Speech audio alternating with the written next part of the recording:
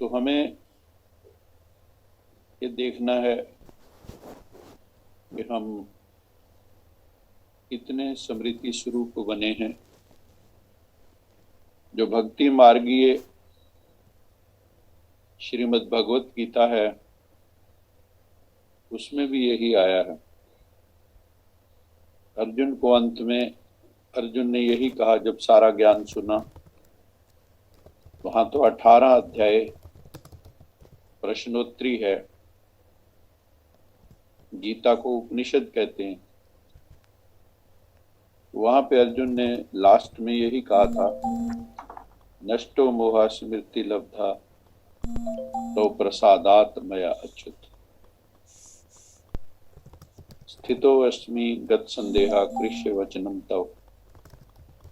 कि हे प्रभु, मुझे अब स्मृति प्राप्त हो गई है, मैं स्मृति स्वरूप हो गया हूँ, स्मृति लब्धा हो गया हूँ, नष्ट मोहा हो गया हूँ। मेरी अब रग कहीं फंसी हुई नहीं है। I am totally detached now. और गत संदेहा, मेरे डाउट्स क्लियर हो गए हैं। क्योंकि डाउट भी जिंदगी में बहुत खतरनाक होता है। और सबसे ज्यादा खतरनाक डाउट होता है जो सेल्फ के प्रति होता है, सेल्फ डाउट। स्वयं के पोटेंशियल में प्रश्न चिन्ह लगाना, मैं कर सकूंगा नहीं कर सकूंगा। आत्म संशय, ये संशय सबसे खतरनाक, परमात्म संशय से भी ज्यादा खतरनाक। वास्तव में नास्तिक तो वही है जो आत्म संशय में जी रहा है। परमात्म संशय की तो बात ही छोड़ो। तो इसलिए, और स्थितो अस्मि, जब ये सारी चीजें आ जाएंगी, नो डाउट उसकी बुद्धि फिर टिक जाती है, ठहर जाती है। तो आज बाबा ने कहा, आज समर्थ बाप अपने चारों ओर के सर्व समर्थ बच्चों को देख रहे हैं। किन बच्चों को देख रहे हैं? समर्थ, स्ट्रॉन्ग सोल्स, स्ट्रॉन्ग पर्सनैलिटी वाली सोल्स। हर एक समर्थ बच्चा अपनी समर्थी प्रमाण आगे बढ़ रहे हैं। इस समर्थ जीवन अर्थात सुख में श्रेष्ठ सफलता संपन्न अलौकिक जीवन का आधार क्या है?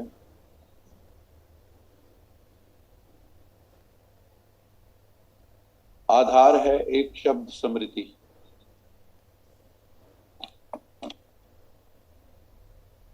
वैसे भी सारे ड्रामा का खेल है विस्मृति और स्मृति का। दो ही चीजें हैं, या तो हम कॉन्शियसनेस में हैं या भूले हुए। इस समय जो बाबा आए हैं वो क्या कर रहे हैं? हमें स्मृति दिला रहे हैं। जैसे वो कहानी सुनते थे ना, भेड़ियों के बीच में राजा का बच्चा चला गया, उसको बाद में स्मृति दिलाई कि तुम राजकुमार हो। तो जब स्मृति आई तो वो राजकुमार का नशा उससे चढ़ गया। ऐसे ही हमें भी स्मृति स्वरूप बनना है। बाप दादा ने अभ्रांत आत्माओं को परिवर्तन किस आधार पे किया? सिर्फ स्मृति दिलाई कि आप आत्मा हो, ना कि शरीर। और आत्मा भी कौन सी हो? श्रेष्ठ आत्मा, ऊंचे ते ऊंचे परम पिता परमात्मा की ऊंचे ते ऊंची संतान, ऑलमाइटी। इस स्मृति ने इतना अलौकिक परिवर्तन कर दिया। सब कुछ बदल गया। सब कुछ जो है बदल गया है। मानव जीवन में विशेषता है इस स्मृति की। बीज है स्मृति। जो बीज है वो क्या है? स्मृति है, जिस बीज से क्या क्या उत्पन्न होता है, वृत्ति, दृष्टि, कृति, ये सब एक स्मृति से प्रकट होता है। लेकिन स्मृति का आधार भी क्या है? What is the basis of consciousness और अवेयरनेस? उसका आधार है संग। स्मृति संग से बनती है।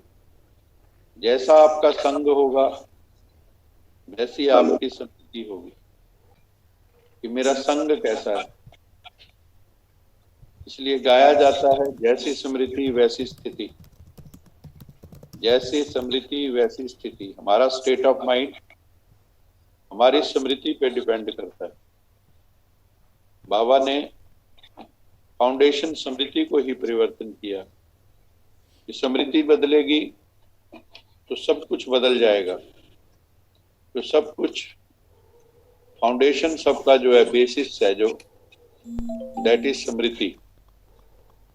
आत्म स्मृति, परमात्म स्मृति, ड्रामा की स्मृति, सारा खेल स्मृति का ही है। जब फाउंडेशन श्रेष्ठ हुआ तो स्वतः ही पूरी जीवन भी श्रेष्ठ हो गई। इतनी छोटी सी बात का परिवर्तन किया कि तुम शरीर नहीं, तुम आत्मा हो। ये ऑल्ट्रेशन ऑफ कॉन्शियसनेस है। परमात्मा ने आके क्या किया?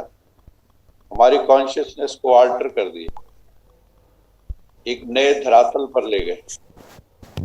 बाबा कहते हैं, अब तुम सारा दिन क्या स्मृति में रखते हो कि हम शरीर नहीं, हम आत्मा हैं। इस परिवर्तन होते ही आत्मा मास्टर सर्वशक्तिवान होने के कारण स्मृति आते ही समर्थ बन गई। अब ये समर्थ जीवन कितना प्यारा लगता है। आनंद में रहते हैं बाबा के बच्चे, मौज में रहते हैं। यहीं पे अनुभव होता है ज्ञान का। सतयुग में नहीं होगा, पहले सारी अनुभूति तो यहीं करनी है। ये सतयुग की कल्पना करना कि हम वहां जाके सुखी हो जाएंगे, जिसने यहाँ जीवन मुक्ति का अनुभव नहीं किया वो वहां भी क्या जीवन मुक्ति का अनुभव करेगा। तो यहीं पे सारी अवस्थाएं हमें अनुभव करनी, स्वयं भी स्मृति स्वरूप बने और औरों को भी यही स्मृति दिलाए। क्या से क्या बना देते हो। इस स्मृति से संसार बदल जाए। ये ईश्वरी संसार कितना प्यारा है। ये हमारा ब्राह्मणों का संसार कितना प्यारा है। ये हमारा योगियों का संसार कितना प्यारा है। बाबा ने कहा, इसको ही कहा जाता है स्मृति स्वरूप। कोई भी परिस्थिति आ जाए, लेकिन स्मृति स्वरूप आत्मा समर्थ होने के कारण परिस्थिति को क्या समझती है? यह तो खेल है जैसे, कभी घबराएगी नहीं। कितनी भी बड़ी परिस्थिति हो, लेकिन समर्थ आत्मा के लिए मंजिल पर पहुंचने के लिए सब रास्ते के साइड सीन है, अर्थात रास्ते के नजारे हैं। साइड सीन तो अच्छी लगती हैं सबको। बाबा कहते हैं कि खर्चा करके भी साइड सीन देखना जाते हैं। यहाँ भी आजकल आबू दर्शन करने जब आते हैं तो रास्ते में साइड सीन देखते हैं, अच्छा लगता है। बाबा कहते हैं साइड सीन ना हो तो बोर हो जाएंगे। ऐसी स्मृति स्वरूप समर्थ स्वरूप आत्मा के लिए परिस्थिति कहो, पेपर कहो, विघन कहो, प्रॉब्लम कहो, सब साइड सीन है। साइड सीन का मतलब यहाँ पे कोई भी प्रॉब्लम हो, यू एंजॉय द प्रॉब्लम। आप ऐसा नहीं है कि प्रॉब्लम क्यों आई। बाबा कहते हैं इसको साइड सीन की तरह एंजॉय करो।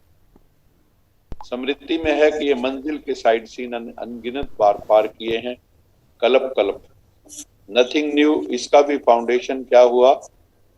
स्मृति। अगर ये स्मृति भूल जाती है, अर्थात फाउंडेशन हिला, तो जीवन की पूरी बिल्डिंग हमारी हिलने लगती है। ये जो अध्यात्म की बिल्डिंग है ये पूरी हिलने लग जाती है। तो बाबा पूछते हैं, आप तो अचल हो ना? बाबा के बच्चे हैं, हम सब अचल हैं, अडोल हैं। सारी पढ़ाई के चारों सब्जेक्ट्स का आधार भी बाबा ने कहा कौन सा है? स्मृति। सबसे मुख्य सब्जेक्ट है याद। याद अर्थात स्मृति। मैं कौन, बाप कौन, जीवन किस लिए है, सभी प्रश्नों के उत्तर जो हैं एक याद में मिलते हैं। बाबा कॉन्शियसनेस आके जो देता है। दूसरी सब्जेक्ट है ज्ञान। रचता और रचना का ज्ञान मिला, उसका भी फाउंडेशन क्या है? बाबा ने स्मृति दिलाई कि अनादि अनंत क्या है, ये सृष्टि का चक्र अनादि काल से चल रहा है और वर्तमान समय क्या हो, क्या बन गए हो वर्तमान समय में? ब्राह्मण सो रिश्ता और रिश्ता सो देवता। और कितनी स्मृतियां दिलाई हैं, तो ज्ञान की स्मृति हुई ना। और तीसरा सब्जेक्ट हमारा कौन सा है? दिव्य गुणों की धारणा। तो बाबा ने कहा इसकी भी स्मृति दिलाई कि आप ब्राह्मणों के कौन से गुण हैं। ब्राह्मणों के गुण हम सब जानते ही हैं। सबसे बड़ा गुण जो है वो पवित्रता है, धैर्यता है, सहनशीलता है और हमारी जितनी शक्तियां हैं। तो गुणों की हमें सहनशील बनना है, धैर्यवान बनना है, ये बहुत बड़े गुण हैं। मधुरभाषी बनना है हमें। तब समय प्रमाण उस गुण को कार्य में, कर्म में लगाते हो। कोई समय स्मृति कम होने से क्या रिजल्ट होती है? समय पर गुण यूज नहीं कर सकते क्योंकि विस्मृति है। जब समय बीत जाता फिर स्मृति में आता है कि ये नहीं करना चाहता था लेकिन हो गया, आगे ऐसे नहीं करें। तो दिव्य गुणों को भी कर्म में लाने के लिए समय पर स्मृति चाहिए। अभी अभी ऐसे अपने पर भी कई बार हंसते हैं, वैसे भी कोई बात व कोई चीज समय पर भूल जाती है तो उस समय क्या हालत होती है। कई बार हम किसी का नाम याद करना चाहते हैं, वो याद नहीं आता तो बड़ा विचित्र सा लगता है। बार बार सोचते हैं, कहते होठ पे नहीं आ रहा, अंदर दिमाग में घूम रहा है, तो विस्मृति हो जाती है। आप कोई चीज कहीं रख के भूल जाओ तो आदमी फिर ढूंढते ढूंढते कितना तंग आ जाता है। तो अंत में हम स्मृति स्वरूप हो जाएंगे, भूल बंद हो जाएगी, हम अभूल बन जाएंगे। बाबा कहते हैं ना, अंत में तुम अभूल हो जाओ, तुम्हें कुछ भूलेगा नहीं, स्मृति स्वरूप। लेकिन व्यर्थ के स्मृति स्वरूप नहीं होंगे, समर्थ के स्मृति स्वरूप होंगे। चीज है भी लेकिन समय पर कई बार याद नहीं आती तो घबराते हो। ऐसे ये भी समय पर स्मृति न आने के कारण कई बार कभी कभी हम घबरा जाते हैं। तो दिव्य गुणों का आधार क्या हुआ? सदा स्मृति स्वरूप, निरंतर और नेचुरल। दिव्य गुण सहज हर कर्म में, कार्य में लगता रहेगा। और चौथी सब्जेक्ट कौन सी है? ईश्वरी सेवा, रूहानी सेवा। इसमें भी अगर स्मृति स्वरूप नहीं बनते कि मैं विश्व कल्याणकारी आत्मा हूं, तो सेवा में सफलता फिर हम नहीं पा सकते। सेवा द्वारा किसी आत्मा को स्मृति स्वरूप नहीं बना सकते। साथ साथ सेवा है ही स्वयं की और बाप की स्मृति दिलाना। अपना हमारा जो स्वरूप है, सभी आत्माओं को आत्म स्वरूप की और परमात्म स्वरूप की स्मृति दिलाना, ये हमारी ड्यूटी है, सेवा है। तो चार ही सब्जेक्ट्स का फाउंडेशन क्या हुआ? स्मृति स्वरूप बनना है। हर वक्त कॉन्शियस एफर्ट करके हमें आत्म स्वरूप, परमात्म स्वरूप की स्मृति में रहना है। ड्रामा के कुछ भी घटना हो जाए, अटल अडोल रहना है। अनेक बार ये घटना घट चुकी है। बाबा ने कहा सारे ज्ञान का सार एक शब्द में समाया है, वो शब्द है स्मृति। बहुत ही कीमती शब्द है, अवेयरनेस। इसलिए बाबा ने पहले ही सुना दिया है कि लास्ट पेपर का क्वेश्चन भी आने वाला है। लंबा चौड़ा पेपर नहीं होना है, एक ही क्वेश्चन का पेपर होना है। और एक ही सेकंड का पेपर होना है, एक ही क्वेश्चन, एक ही सेकंड। क्वेश्चन कौन सा है वो भी डिक्लेयर्ड, नष्ट मोहा स्मृति स्वरूप अथवा स्मृति लब्धा। हम अपनी रोज चेकिंग कर सकते हैं कि मेरी मोह की रग कहां कहां फंसी हुई, क्या मैं स्मृति स्वरूप हूं, स्मृति लब्धा हूं, क्या मैं निरंतर होश में रहता हूं या बेहोशी में जीता हूं। विस्मृति मैंने बेहोशी। तो हम सारा दिन किस स्थिति में रहते हैं, कर्म योगी बन के जीते हैं या घोर कर्मी बन के जीते हैं। जब कर्म में डूब जाते हैं योग भूल जाता है या नहीं, ये आपको देखना है। नष्ट मोहा स्मृति लब्धा, क्वेश्चन भी पहले से सुन लिया है ना, फिर भी सभी पास, फिर तो सभी पास होने चाहिए। सभी नंबर 1 पास होंगे या नंबर वार, डबल विदेशी किस नंबर में पास होंगे, नंबर 1 किसी ने कहा। तो माला को खत्म कर दें या अलग अलग माला बना दें। उमंग तो बहुत अच्छा है, जो विदेशी हैं उनको विशेष चांस मिला है लास्ट सो फास्ट का, ये मार्जिन है। अलग अलग माला बनाए तो जो पिकनिक के स्थान बनेंगे वहां जाना पड़ेगा।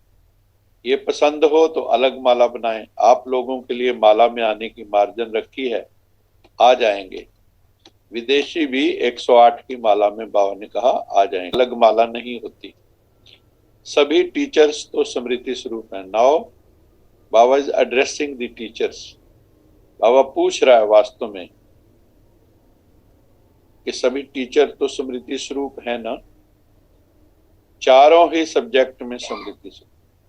मेहनत का काम तो नहीं है, टीचर्स का अर्थ ही है अपने स्मृति स्वरूप फीचर से औरों को भी स्मृति स्वरूप बनाना। बड़ा काम है ये। आपके फीचर से औरों को स्मृति दिलाएं।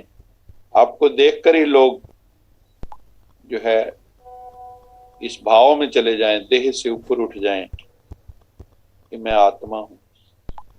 मस्तक में देखे चमकती हुई आत्मा व चमकती हुई मणि।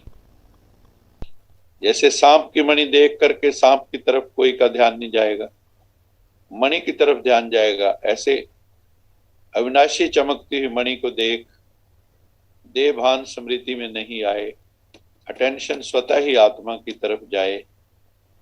टीचर्स इसी सेवा के निमित्त हो। कौन सी बताई बाबा ने कि आपकी जो चमकती हुई मस्तक में मणि है, मस्तक मणि सबको दिखाई दे, सबका अटेंशन भ्रिकुटी में जाए। टीचर्स इसी सेवा के निमित्त हो। विस्मृति वालों को स्मृति दिलाना यही सेवा है। सेवा की परिभाषा, विस्मृत जो आत्माएं हैं, जो भगवान को भूली हैं अथवा रॉन्गली जानती हैं, उनको वास्तविक स्मृति दिलाना, एक्यूरेट, ये सेवा है। समर्थ तो हो, सभी पावरफुल हो, या कभी कभी घबराती हो। बाबा पूछ रहे हैं अगर टीचर्स घबरा जाएंगी तो स्टूडेंट्स का क्या होगा। टीचर्स अर्थात सदा नेचुरल स्वरूप में जो रहते हैं, निरंतर स्मृति स्वरूप, सो समर्थी स्वरूप। जैसे ब्रह्मा बाप फ्रंट में रहा तो टीचर्स भी आगे होना, निमित्त माना आगे। जैसे सेवा प्रति समर्पण होने में हिम्मत रखी है तो समर्थी, अब समर्थ स्वरूप बनना है हमें। सबको क्या बनना है? समर्थ स्वरूप बन जाना, पावरफुल, नो वीक सोल। इस चीज को पक्का कर लो कि मैं ऑलमाइटी गॉड फादर की संतान, कमजोर नहीं हूं। इस चीज को बहुत अच्छे से पक्का करो, मैं पावरफुल हूं। भगवान के बच्चे कमजोर हो नहीं सकते। तो इसलिए बाबा कहते हैं जैसे ब्रह्मा बाबा फ्रंट में रहा तो टीचर्स भी फ्रंट में निमित्त बन के आगे जो है वो चल रहे हैं। जैसे सेवा प्रति समर्पण होने में हिम्मत रखी समर्थ बनी। तो ये स्मृति क्या है? ये तो त्याग का भाग्य है, त्याग कर लिया। अभी भाग्य की क्या बड़ी बात है, त्याग तो किया, लेकिन त्याग त्याग नहीं है। ये जो त्याग है, ये त्याग त्याग नहीं, क्योंकि भाग्य बहुत बड़ा है। त्याग की तुलना में भाग्य बहुत बड़ा। त्याग क्या किया? अगर आप अपने को अंतर झांक के देखें, क्या त्यागा है? अपने घर में रह रहे हैं, मौज में रह रहे हैं, क्या त्याग किया है?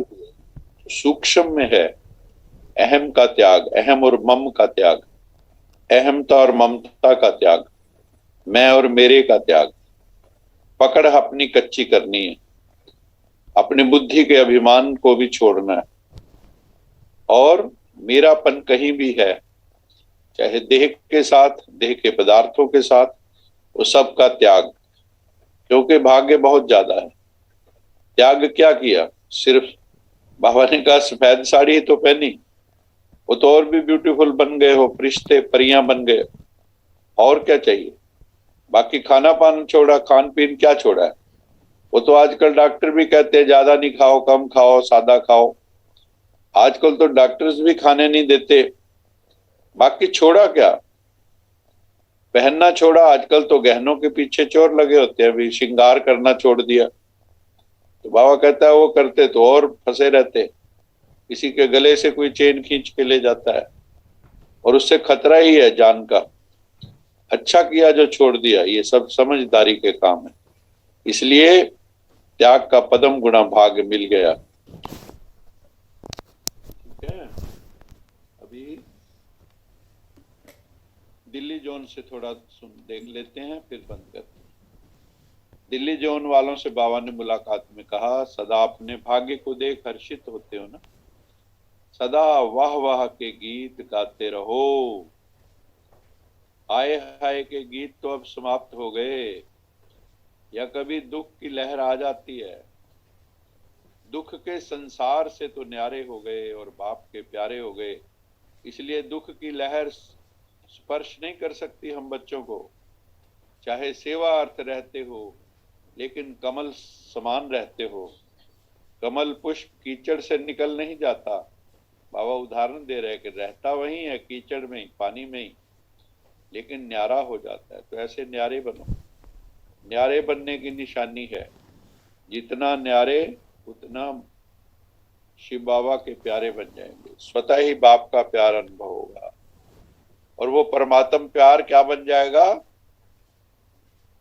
छत्र छाया, प्रोटेक्शन बन जाएगी। मैं उसको क्या कर सकते हैं? इसलिए फख्र में रहो, हम परम पिता परमात्मा की छत्र छाया में रहने वाली आत्माएं हैं। अभिमान नहीं है, लेकिन रूहानी फख्र। बॉडी कॉन्शियस होगा तो अभिमान हो, आत्मवानी होंगे तो अभिमान नहीं आएगा, लेकिन स्वाभिमान होगा, रूहानी फख्र होगा। और जहां फख्र होता है, जहां फख्र होता है, वहां विघन हो नहीं सकता।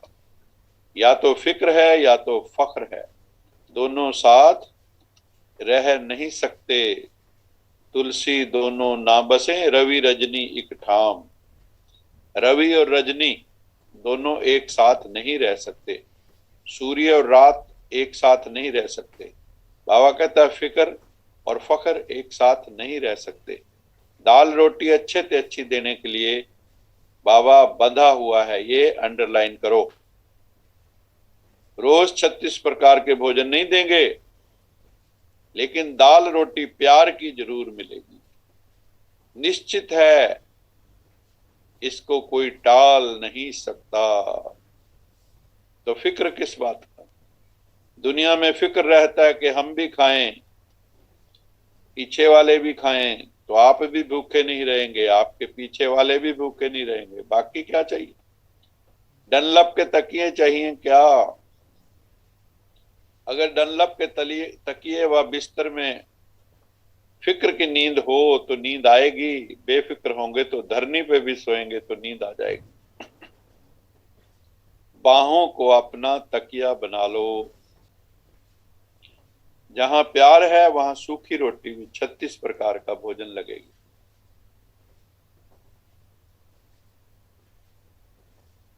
इसलिए बेफिक्र बादशाह बन के रहना है। ये बेफिक्र रहने की बादशाही सब बादशाहियों से श्रेष्ठ। अगर ताज पहनकर बैठ गए और फिक्र करते रहे तो तख्त हुआ या चिंता हो। तो भाग्य विधाता भगवान ने आपके मस्तक श्रेष्ठ भाग्य की लकीर खींच दी है। बेफिक्र बादशाह हो गए हो। वो टोपी या कुर्सी वाले बादशाह नहीं हो, बेफिक्र बादशाह, कोई फिक्र नहीं। पोतरों दोतरों का फिक्र है, आपका कल्याण हो गया तो उन लोगों का भी जरूर होगा। तो सदा अपने मस्तक पर श्रेष्ठ भाग्य की लकीर देखते रहो। वाह मेरा श्रेष्ठ ईश्वरी भाग्य, धन दौलत का भाग्य नहीं, ईश्वरी भाग्य। इस भाग्य के आगे धन तो कुछ भी नहीं है, वो तो पीछे पीछे आएगा। जैसे परछाई होती है, वो आप पे ही पीछे पीछे आती है, या आप कहते हो पीछे आओ, तो ये परछाई है, लेकिन भाग्य है, ईश्वरीय भाग्य। सदा इसी नशे में रहो। अगर पाना है तो सदा का पाना है, ऑलवेज। जब बाबा और आत्मा विनाशी है तो प्राप्ति भी विनाशी होगी, प्राप्ति भी तो अविनाशी होगी। ब्राह्मण जीवन है ही खुशी का, खुशी से खाना, खुशी में रहना, खुशी से बोलना, खुशी से काम करना। उठते ही आंख खुली और खुशी का अनुभव हुआ, रात को आंख बंद हुई, खुशी से आरामी हो गए, राम के पास चले गए। यही ब्राह्मण जीवन है। अच्छा, मीठे मीठे सिकिलद बच्चों प्रति माता पिता बाप दादा का याद प्यार। Good morning, good evening, good night. रूहानी बाप की रूहानी बच्चों को नमस्ते। हम रूहानी बच्चों की रूहानी माता पिता बाप दादा को याद प्यार, गुड मॉर्निंग, गुड इवनिंग और नमस्ते। सदा रहो हंसते, कहीं नहीं फंसते, बन जाओ फरिश्ते, बांध लो अपने बस्ते, चलो प्रभु के रस्ते। वाहिगुरु जी का खालसा, वाहिगुरु जी की फतेह।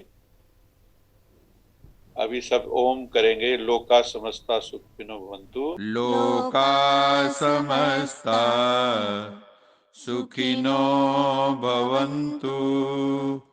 लोका समस्ता सुखिनो भवन्तु। लोका समस्ता सुखिनो भवन्तु। ओम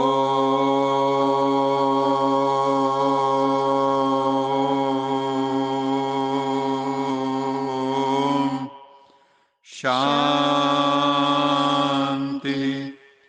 शांति शांति।